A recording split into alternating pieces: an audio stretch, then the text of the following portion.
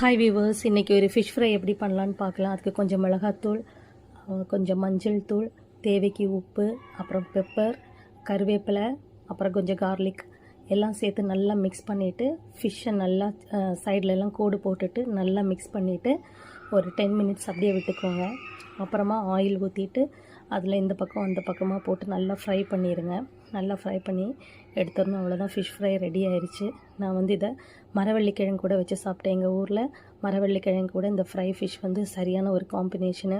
அது சாப்பிட அப்படியே இருந்துச்சு, அவ்வளோ சூப்பராக இருந்துச்சு. ஃபிஷ்ஷும் ரொம்ப டேஸ்ட்டாக இருந்துச்சு. அந்த மரவள்ளிக்கிழங்கு அப்படியே நல்லா வெந்து உடஞ்சிருச்சு, அவ்வளோ அழகாக வெந்துருச்சு. அது கூட வச்சு சாப்பிட அவ்வளோ சூப்பராக இருந்துச்சு. நான் லஞ்சுக்கு இதை தான் அப்படியே சாப்பிட்டேன். மரவள்ளிக்கிழங்கு சாப்பிட்டாலே வயிறு ஃபுல்லாக இருக்கும், அப்புறம் பசிக்காது. நான் அதை சாப்பிட்டு என்னோடய லஞ்சை முடிச்சுக்கிட்டேன். அவ்வளோதான். எங்கள் ஊரில் மரவள்ளிக்கிழங்கு எல்லாருக்கும் ரொம்ப பிடிக்கும். இப்படி தான் பண்ணி சாப்பிடுவோம்.